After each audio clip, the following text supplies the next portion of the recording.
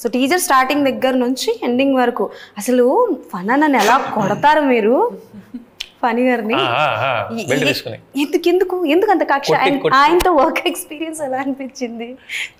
నాకంటే 12 years క్రితం నుంచి మనకంటే ఒక 12 ఏళ్ళు స్నేహం ఉంది.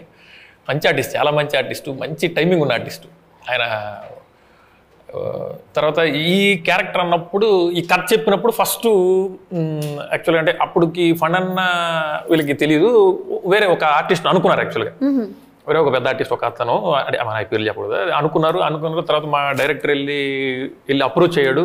అదంతా ఆ ఎపిసోడ్ నాకు తెలియదు యాక్చువల్గా. ఓకే అయ్యాడు. తర్వాత ఇంకా ఆర్టిస్ట్ రకరకాలుగా ఉంటారు కదా, ఆడేదో ఇక ఆడ కొండ మీద కోతిని తీసురండి, అది ఇది ఆడేదో కండిషన్స్ అవి చెప్తే వీళ్ళు ముందే భయపడిపోయారు అనమాట. వీడి షూటింగ్ రాకముందే ఎలా ఉన్నాడు, వచ్చిన తర్వాత ఏంటి పరిస్థితి అది అన్నప్పుడు వీళ్ళు డిస్కషన్ ఏదో నడుస్తుంది. తర్వాత నాకు ఫోన్ చేసి క్యారెక్టర్ చెప్పినప్పుడు ఆ పక్కన అంటే equal to hero, one of the hero ఆయన పండన్న, అది క్యారెక్టర్ కాదు, ఆయన కూడా వన్ ఆఫ్ ద హీరో సినిమాకి. సో అన్నప్పుడు నేను ప్రపోజ్ చేశాను అనమాట, ఇట్లా మన పండన్నకి వెళ్దాం ఇది అన్నప్పుడు టక్మని వాళ్ళు డే 1 వచ్చి మా ఇద్దరు కాంబినేషన్లో ఫస్ట్ డే షూట్ మా ఇద్దరు కాంబినేషనే. అప్పటివరకు ఫనన్న ఎలా అంటే లైవ్ వాళ్ళు చూడలేదు, ఆయన తెలుసు ఆర్టిస్ట్గా, మా ఇద్దరు కాంబినేషన్ ఎలా ఉంటుంది లైవ్లో మనం ఏం పెర్ఫామ్ చేస్తామని. వీళ్ళిద్దరూ వచ్చి ఫస్ట్ డే షూట్లో అలా వచ్చారు, కెమెరా పెట్టారు, యాక్షన్ అనగానే ఫస్ట్ సీన్ నుంచి మేము చేస్తుంటే నవ్వుతూ ఉన్నారు. ఇద్దరు అనుకుని ఆ టైమింగ్లో అనుకుని చేస్తూ ఉంటే యూనిట్ అంతా నవ్వుతూ ఉన్నారు. ఒక్కొక్క ఎవ్రీడే ఆల్మోస్ట్ అంత క్లాప్స్ పడుతుంటాయి అప్పుడప్పుడు ఇప్పుడు ఏదో ఒక సీన్కి. సో అంటే వీళ్ళు పర్ఫెక్ట్, వీళ్ళిద్దరు కాంబినేషన్ పర్ఫెక్ట్ అని బిలీవ్ చేశారు. అంటే మనం రెఫర్ చేయటం ఫండన్న ఆ రేంజ్లోనే చేశాడు.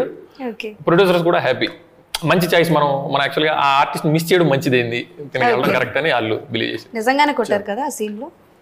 కొట్టదు, నా పిర్ర కొరకడం మాత్రం నిజంగా కోరికా. బెల్ట్ షాట్లో ఒకటి 2 మిస్ అయిన పిర్ర మాత్రం గట్టిగా కోరికాను.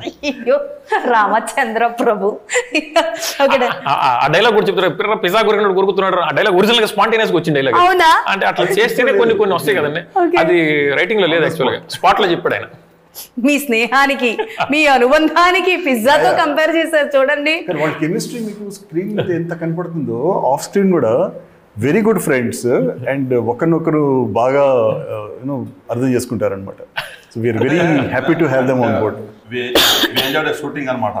ప్రతి షూట్లో జనరల్ షూటింగ్ అంటే చూసేవాళ్ళు బోర్ అయిపోతుంటారు, కానీ అట్లా ఉండదు. ఈ షూటింగ్ కూడా మన సినిమా చూసినట్టు ఉంటుంది, అంత బాగుండే షూటింగ్. ప్రతి ఎవ్రీ ఇంకా మా విషయం గురించి చెప్పే అవసరం లేదు నేను ఇంకా.